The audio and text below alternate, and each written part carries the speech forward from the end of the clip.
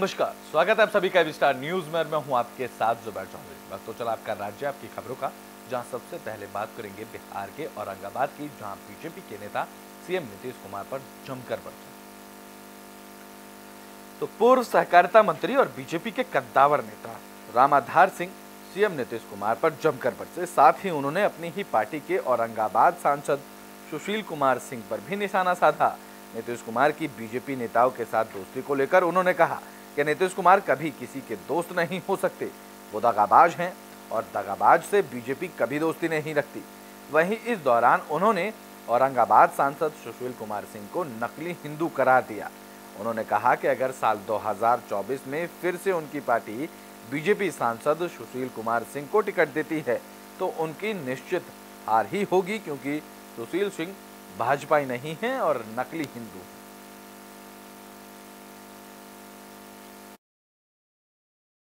नीतीश कुमार और लालू यादव की सोच है कि आबादी के आधार पर फिर हम जमीन के बंटवारा करें। तो भूमिहार राजपूत सब और पिछला में सब में लड़वाने के नीतीश कुमार कार्रवाई कर रहे हैं लालू यादव। लेकिन नीतीश कुमार क्या करें उसको उनको ललन बाबू ज्यादा जानते हैं। उसके ललन बाबू का था उनका पेट में दांत है। अब कल नीतीश कुमार का दिए मोतिहारी में तो सब लोग सोच रहा है कि भाजपा में मिल रहा है। भाजपा में दोस्ती की बात कर रहे हैं नीतीश कुमार। उनसे कभी दोस्ती, दगाबाज से कभी दोस्ती ना हो सकता। दगाबाज से कभी दोस्ती नहीं। नीतीश कुमार क्या करेंगे तो वो जाने। लेकिन नीतीश कुमार को दिया भाजपा में हमारे नीतीश का स्पष्ट कहना उनका कोई जगह नहीं, कोई अच्छा नहीं। तो बेटे में बात कर लेते हैं बिहार के पटना की, जहां पर चिराग पासवान के बयान पर अब एजाज अहमद ने पलटवार किया है। तो चिराग पासवान के बयान पर आरजेडी प्रवक्ता एजाज अहमद ने पलटवार किया। साथ ही चिराग के बीजेपी के साथ गठबंधन को लेकर भी कई सवाल खड़े किए हैं। उन्होंने बीजेपी के साथ चिराग के गठबंधन को ठग और लोभी का गठबंधन बताया।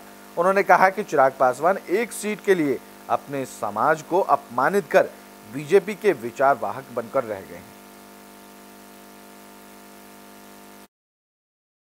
जिस तरह से दलित समाज के बड़े नेता स्वर्गीय रामविलास पासवान जी के प्रतिमा को बूटों से भाजपा के निर्देशानुसार रौंदने का काम किया गया, उसके बाद भी आप उस भाजपा के साथ बने हुए हैं, उस भाजपा के राजनीतिक पिच पर खेलने के लिए बैठे हुए हैं, जो भाजपा आपको 12th मैन के रूप में इस्तेमाल कर रही है।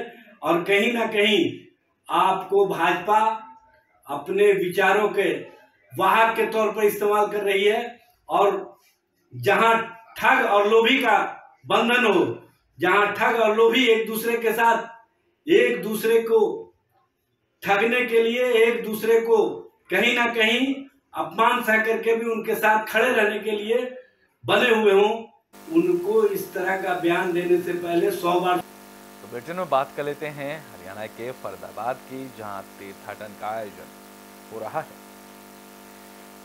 तो फरीदाबाद के पूर्व उद्योग मंत्री विपुल गोयल लोगों को तीर्थाटन करा रहे हैं। इसी कड़ी में फरीदाबाद से सैकड़ों लोगों के साथ 2 बसें रवाना हुई। ये श्रद्धालु रामलला के दर्शन कर वापस फरीदाबाद लौटेंगे। बता दें कि विपुल गोयल अपने कार्यालय से ही श्रद्धालुओं को हरिद्वार, वैष्णो देवी, संडे और खाटू श्याम धाम के लिए लगातार बसें भेज रहे हैं। वे अब तक लाखों लोगों को तीर्थ यात्रा करवा चुके हैं। इस कड़ी में एक बार फिर प्रभु श्री राम के उद्घोष के साथ यात्रा की शुरुआत की गई। फरीदाबाद से शुरू हुई ये यात्रा अयोध्या में भगवान राम मंदिर, हनुमानगढ़ी और शराव घाट जाएगी। विपुल गोयल खुद भी बसों में ही सभी के साथ सफर कर रहे हैं। इस मौके पर लोगों में अयोध्या जाने को लेकर भारी जोश और खुशी देखने को मिली।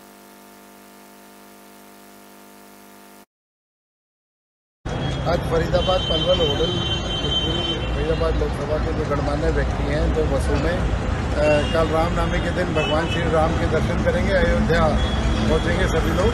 तो आज यहाँ से यात्रा शुरू हुई है अयोध्या की। जैसे त्यौहार आ रहे हैं, दशहरा भी आएगा, दशहरा का पर्व अयोध्या में होगा, आपका क्या फीलिंग है? रामनवमी के दिन दशहरा का पर्व सब लोग अपने अपने घर पे मनाएंगे। दशहरे वाले दिन सुबह सब लोग वापस अपने घरों में आ जाएंगे। आज हम सब लोग यहाँ से चल रहे हैं और कल सुबह रामलला के रामनवमी के दिन रामलला के अयोध्या से। कितने लोग जा रहे हैं? 2 बसें जा रही हैं, इसमें तकरीबन 100 लोग। अच्छा, इस आयोजन के पीछे क्या उद्देश्य? पिछले 9 साल से हमारे यहाँ यात्राओं का रेगुलर सिलसिला चल रहा है। हर हफ्ते चाहे हरिद्वार की बस हो, खाटू श्याम की बस हो, चाहे मथुरा वृंदावन की बस हो, चाहे पिछले 2 महीने से रेगुलर अयोध्या की बसें भी जाने का। तो फरीदाबाद में स्थानीय लोगों का प्रदर्शन देखने को मिला है और ये प्रदर्शन ग्रीन एक्सप्रेसवे पर कट की मांग को लेकर। फरीदाबाद में मोहना गांव में ग्रीन एक्सप्रेसवे पर कट की मांग को लेकर ग्रामीणों का प्रदर्शन लगातार जारी है। पिछली 15 तारीख से ग्रामीण धरने पर बैठे हैं।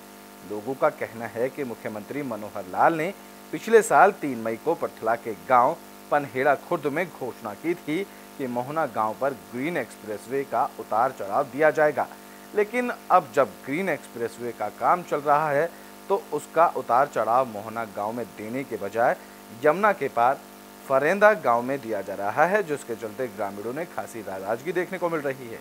ग्रामीणों ने मांग पूरी ना होने पर उग्र प्रदर्शन की चेतावनी भी दी है।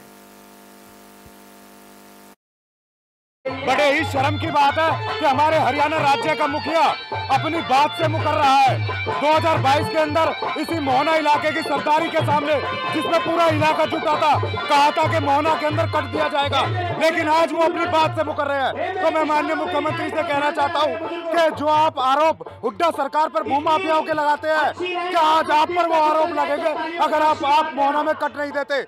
आपको पता होगा, पीछे चैनलों पे भी चल रहा है कि मुख्यमंत्री मनोहर लाल खट्टर जी ने 3 मई 2022 में घोषणा करी थी कि ईस्टर्न पेरिफेरल वे जो मोहना से होकर गुजर रहा है उस पर उतार चढ़ाव की सुविधा यहाँ पे दी जाएगी, जिससे कि क्षेत्र का विकास होगा। लोगों को, जो किसानों को जो धंधा मिल रहा है उसमें कोई इतना ज्यादा परिवर्तन नहीं आएगा, उनकी रोजी रोटी चलती रहेगी। बड़े ही बुलेटिन में बात फरीदाबाद की ही कर लेते हैं, जहां कैट की परीक्षा में एक युवक पकड़ा गया जो किसी और छात्र की जगह एग्जाम देने आया था। तो हरियाणा में सीटी यानी ग्रुप डी की परीक्षाओं को लेकर परीक्षा केंद्रों पर पुख्ता इंतजाम किए गए हैं। वहीं फरीदाबाद में एक फर्जी छात्र और को गिरफ्तार किया गया है। ये फर्जी छात्र बल्लभगढ़ में आर्यनगर परीक्षा केंद्र पर किसी दूसरे बच्चे का पेपर देने पहुंचा था, जिसे चेकिंग के दौरान पकड़े जाने के बाद पुलिस के हवाले किया गया। आरोपी की पहचान नरेश के रूप में हुई है, जो राजस्थान का रहने वाला है और वो दिनेश कुमार नाम के छात्र के बदले में पेपर देने पहुंचा था, जिसके लिए उसने 7,000 रुपये में परीक्षा देने का सौदा भी किया था।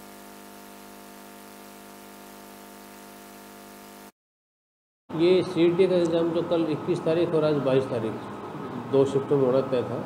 इसमें कल 21 तारीख को शाम वाले शिफ्ट में अपना हमारे वहाँ जो टीचर थे योगेश सिंह पीजीटी टीचर, उन्होंने शिकायत दी कि उनके पास बायोमेट्रिक वाला लड़का आता है और वो कहता है जी हमें एक उस पर परीक्षार्थी पे शक है कि उसके बायोमेट्रिक्स मैच नहीं हो रहे। उसकी शिकायत में जब गहनता से जाँच की गई तो पता चला कि वह नरेश कुमार है, जो झुंझुनू राजस्थान में रहने वाला है और वो किसी की जगह इम्पर्सनेशन के तौर पे दूसरे अभ्यर्थी का पर्चा दे रहा था, एग्ज़ाम दे रहा था। उसको कल मौके से गिरफ्तार किया गया। दूसरे की जगह पेपर देते पकड़े। दूसरे की जगह आप क्या कर रहे थे? पेपर दे रहे थे। किसकी जगह दे रहे थे? तनिष कुमार। तनिष कहाँ का रहने वाला? रेवाड़ी। कितना रुपए में बात? 7,000 रुपये। 7,000 रुपये में। तो फरीदाबाद में ऑटो पर नाम पता वाली एक प्लेट लगाई जा रही है और इस प्लेट लगाने को लेकर अब कई सवाल भी खड़े हो रहे हैं। फरीदाबाद में कानून व्यवस्था को और मजबूत करने के लिए पुलिस मुस्तैद नजर आ रही है। इस कड़ी में पुलिस ने सभी ऑटो का रिकॉर्ड रखने को लेकर सराहनीय पहल की। सभी ऑटो पर नेम प्लेट लगाया जा रहा है। फरीदाबाद में ऑटो पर प्लेट लगाने के नाम पर प्राइवेट वेंडर ऑटो चालकों से 200 रुपये ले रहे हैं, लेकिन इसके बावजूद कोई पक्की रसीद उन्हें नहीं दी जा रही। यानी कि जो 200 रुपये ऑटो चालक दे रहे हैं उनका कोई रिकॉर्ड सरकार के पास नहीं और ये पैसे सीधे प्राइवेट वेंडर्स की जेब में जा रहे हैं। डीसीपी ट्रैफिक ने भी ये माना है कि कहीं ना कहीं कुछ कमियां इसमें ज़रूर हैं, जिनको सुधार में लाया जाएगा।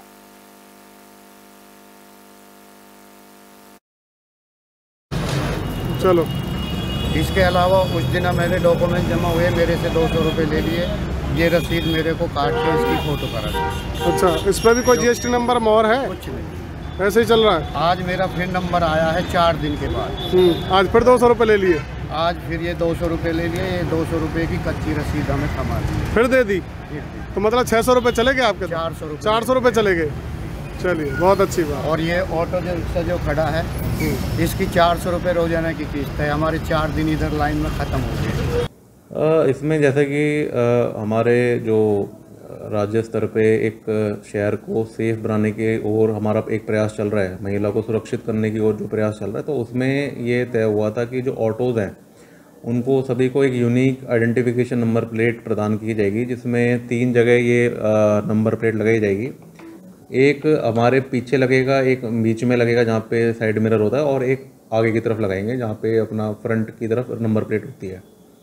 तो इसमें जो हमारे अनुमान है वो करीब 15 से 16 हज़ार ऑटो फरीदाबाद में इस समय चल रहे हैं, जिसमें करीब हमने 14,000 यहाँ कहें तो 13,800-900 के आसपास डाटा तैयार करवा लिया है, जिसमें उनकी वेरिफिकेशन भी हो गई है। कई सारे को स्टिकर के द्वारा भी हम पहचान करवा रहे हैं ताकि हमारी कन्वीनियंस में बढ़ सके। तो अब इसके बाद जो अगली स्टेप ये चल रही है कि इसमें हम वेंडर के माध्यम से इनको नंबर प्लेट्स प्रोवाइड करा रहे हैं, जिसमें हमने अनेक वेंडरों से बातचीत करी थी और जिसमें ने सबसे कम हमें रेट्स दी, तो उसने कहा कि हम 200 रुपये में इन नंबर प्लेट्स को लगा देंगे। तो इसमें एक बात ये आ रही है कि इसमें जैसे GST इंक्लूड नहीं की गई है, तो हम मैं इसको वेरीफाई करवा लूँगा और इसके बाद जो भी इस टाइप के इशूज़ हैं तो प्रॉपर बिलिंग में ये चीज़ें आ जाएं और उस हिसाब से हम जो भी कॉस्ट इसकी बढ़ जाती हैं तो वो नेक्स्ट टाइम ऑनवर्ड उसको इंक्लूड करा लेंगे, और जो पिछले टाइम जिन लोगों ने नहीं दी इस चीज़ को तो हम उनसे वो कॉस्ट भी रिकवर करवाएंगे। तो बुलेटिन में बात यमुनानगर की कर लेते हैं, जहां बदमाश बेखौफ नजर आ रहे हैं। बता दें कि बदमाशों ने 1.5 लाख की लूट की वारदात को अंजाम दिया। तो यमुनानगर में बदमाश बेखौफ नजर आ रहे हैं। ताजा मामला जगधारी में प्रतापगढ़ की माजरी का है, जहां बाइक सवार बदमाशों ने लूट की वारदात को अंजाम दिया। बाइक सवार बदमाशों ने पिकअप ड्राइवर को रोककर उस पर हमला कर दिया और उसके हाथ से 1.5 लाख रुपए से भरा बैग लूटकर फरार हो गए। इस मामले की जानकारी मिलने पर पहुंची पुलिस ने मामला दर्ज कर जांच शुरू कर दी। हालांकि SHO ने कैश लूट की घटना पर कहा है कि यह अभी संदेह के घेरे में है।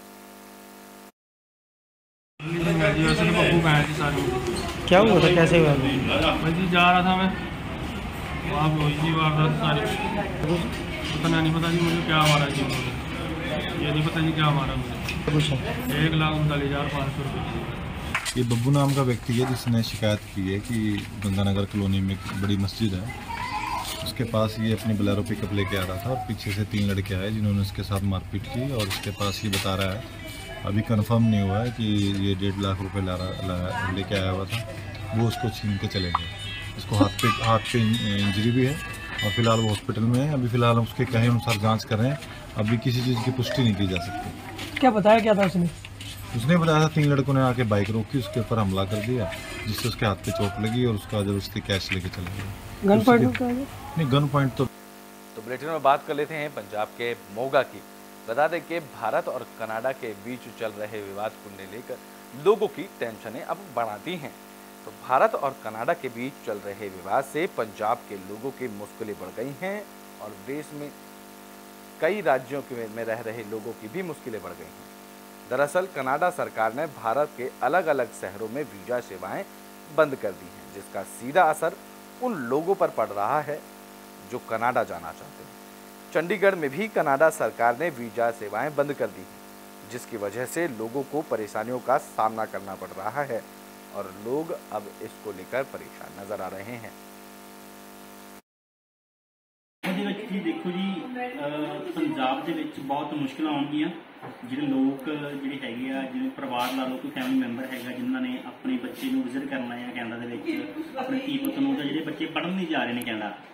ਪਹਿਲਾਂ ਕੀ ਹੁੰਦਾ ਸੀਗਾ ਵੀ ਉਹ ਚੰਡੀਗੜ੍ਹ ਚਲੇ ਜਾਂਦੇ ਸੀਗੇ, ਜਿੱਥੇ ਉਹਨਾਂ ਦਾ ਵੀਜ਼ਾ ਪ੍ਰੋਸੈਸ ਹੁੰਦਾ ਸੀਗਾ, ਬਹੁਤ ਆਸਾਨੀ ਤਰੀਕੇ ਨਾਲ ਹੋ ਜਾਂਦਾ ਸੀਗਾ, ਬਹੁਤ ਉਹਨਾਂ ਨੂੰ ਜ਼ਿਆਦਾ ਸਮਾਂ ਨਹੀਂ ਲੱਗਦਾ ਸੀ ਉਸ ਚੀਜ਼ ਦੇ ਵਿੱਚ, ਬਹੁਤ ਘੱਟ ਸਫ਼ਰ ਤੈਅ ਕਰਨਾ ਪੈਂਦਾ ਸੀਗਾ ਤੇ ਬਹੁਤ ਜਲਦੀ ਹੀ ਉਹਨਾਂ ਦਾ ਵੀਜ਼ਾ ਪ੍ਰੋਸੈਸ ਹੋ ਜਾਂਦਾ ਸੀਗਾ। ਬਟ ਜਿਹੜਾ ਹੁਣ ਇਹਨਾਂ ਨੇ ਪਿੱਛੇ ਜੇ ਕੀ ਕੀਤਾ ਆ ਕਿ ਚੰਡੀਗੜ੍ਹ ਦੇ ਵਿੱਚ ਜਿਹੜੇ ਵੀਜ਼ਾ ਐਪਲੀਕੇਸ਼ਨ ਸੈਂਟਰ ਹੈਗੇ ਆ ਉਹ ਬੰਦ ਕਰ ਦਿੱਤੇ ਆ। ਉੱਥੇ ਜਿਹੜਾ ਕੰਮ ਹੁੰਦਾ ਸੀਗਾ ਵੀਜ਼ਾ ਐਪਲੀਕੇਸ਼ਨ ਲੈ ਕੇ ਉਹ ਬੰਦ ਕਰ ਦਿੱਤਾ ਆ, ਤੇ ਹੁਣ ਕੀ ਹੈਗਾ ਆ, ਬੱਚਿਆਂ ਨੂੰ ਜਾਂ ਪੈਰੈਂਟਸ ਨੂੰ ਜਾਂ ਪਰਿਵਾਰਾਂ ਨੂੰ ਕੀ ਹੈਗਾ ਉਹ ਦਿੱਲੀ ਦੇ ਵਿੱਚ ਵਿਜ਼ਿਟ ਕਰਨਾ ਪਊਗਾ, ਤੇ ਇੰਨੀ ਦੂਰ ਪੰਜਾਬ ਤੋਂ ਬਹੁਤ ਦੂਰ ਹੈਗਾ ਉਸ ਚੀਜ਼, ਤੇ ਉਸ ਚੀਜ਼ ਵੱਲ ਉਸ ਚੀਜ਼ ਤੱਕ ਜਾਣੀ ਕਿ ਦਿੱਲੀ ਦਫ਼ਤਰ ਤੱਕ ਜਾਣ ਦੇ ਵਿੱਚ ਜੋ ਸਫ਼ਰ ਤੈਅ ਕਰਨਾ ਪਊਗਾ ਉਹਨਾਂ ਨੂੰ ਬਹੁਤ ਮੁਸ਼ਕਿਲਾਂ ਦਾ ਸਾਹਮਣਾ ਕਰਨਾ ਪਊਗਾ ਕਿ ਆਉਣ ਜਾਣ ਦੇ ਵਿੱਚ ਬਹੁਤ ਦਿੱਕਤ ਆਊਗੀ। ਉਹਨਾਂ ਦੀਆਂ ਐਪਲੀਕੇਸ਼ਨ ਦੇ ਵਿੱਚ ਜਿਹੜਾ ਪ੍ਰੋਸੈਸ ਹੈਗਾ ਆ ਉਹ ਬਹੁਤ ਲੰਮਾ ਸਮਾਂ ਚੱਲੇਗਾ ਅੱਗੇ ਨਾਲੋਂ। ਹੋ ਸਕਦਾ ਉਹਨਾਂ ਦਾ ਵੀਜ਼ਾ ਵੀ ਰਿਫਿਊਜ਼ ਹੋ ਸਕਦਾ ਇਸ ਚੀਜ਼ ਨੂੰ। ਸਰ ਦਿੱਕਤਾਂ ਬੱਚਿਆਂ ਦੇ ਵੀਜ਼ੇ ਸਲੋ ਹੋਣ ਦੀ ਲੱਗ ਰਹੀ ਹੈ ਕਿ ਸਲੋ ਹੋ ਜਾਣਗੇ। ਉਹਨਾਂ ਦੀਆਂ ਦਿੱਕਤਾਂ ਤਾਂ ਹੁਣ ਪਤਾ ਲੱਗਣਗੀਆਂ ਜਦੋਂ ਉਹਨਾਂ ਨੇ ਹੁਣ ਬੰਦ ਕੀਤਾ। ਕੱਲ੍ਹ ਤੋਂ ਆਉਣ ਵਾਲਾ ਟਾਈਮ ਹੀ ਦੱਸ ਪਾਊਗਾ। ਪਰ ਲੱਗ ਰਿਹਾ ਜੋ ਬੱਚੇ ਤੇ ਏਜੰਟ ਸੋਚ ਰਹੇ ਕਿ ਉਹਦੇ ਨਾਲ ਪ੍ਰੋਸੈਸ ਕਾਫੀ ਸਲੋ ਨਾ ਹੋ ਜਾਏ। ਬਾਕੀ VFS ਚੱਲ ਰਿਹਾ, ਬੱਚਿਆਂ ਦੀਆਂ ਬਾਇਓਮੈਟ੍ਰਿਕ ਹੁੰਦੀਆਂ ਰਹਿਣਗੀਆਂ, ਫਾਈਲਾਂ ਲੱਗ ਰਹੀਆਂ। ਹਾਂ ਆਫਿਸ ਬੰਦ ਹੋਣ ਨਾਲ ਉਹਦੇ ਨਾਲ ਪ੍ਰੋਸੈਸ ਸਲੋ ਹੋ ਸਕਦਾ ਹੈ। ਇਹ ਜੇ ਗੱਲ ਕਰੀਏ ਤਾਂ ਆਪਾਂ ਮੰਨ ਲਓ ਜੇ ਚੰਡੀਗੜ੍ਹ ਜਾ ਕੇ ਕੰਮ ਕਰਵਾਉਂਦੇ ਸੀ, ਦਿੱਲੀ ਜਾਣ ਦੇ ਵਿੱਚ ਉਹਨਾਂ ਦਾ ਕਾਫੀ ਸਮਾਂ ਬਰਬਾਦ ਹੋਊਗਾ। ਹਾਂਜੀ ਉਹ ਤਾਂ ਹੈ ਹੀ ਹੈ, ਪਰ ਇਹਨਾਂ ਨੇ ਹਾਲੇ 10 ਆਫਿਸਿਸ ਬੰਦ ਕਰਤੇ। ਉਹ 'ਚ ਦੇਖਣਾ ਪਏਗਾ ਦਿੱਲੀ ਇਹਨਾਂ ਨੇ ਬੰਦ ਕੀਤਾ ਕਿ ਨਹੀਂ। ਦਿੱਲੀ ਐਮਬੈਸੀ ਵੱਡੀ ਮੇਨ ਹੈਗੀ ਹੈ ਤੇ ਜੇ ਉਹ ਵੀ ਬੰਦ ਹੁੰਦੀ है तो फिर काफ़ी दिक्कतें का परेशान है। जो कोई प्रॉब्लम आती बच्चे ने वो। बुलेटिन के आखिरी में बात पंजाब के मोगा की ही कर लेते हैं, जहां सरपंच और उसके एक साथी की हत्या का मामला सामने है। तो मोगा के खोसा कोटला गांव में सरपंच वीरपाल सिंह और उसके साथी की गोली मारकर हत्या का मामला सामने है। पुलिस ने मामले में 10 लोगों के खिलाफ मामला दर्ज किया है। जानकारी के मुताबिक ये वारदात आपसी रंजिश के चलते हुई।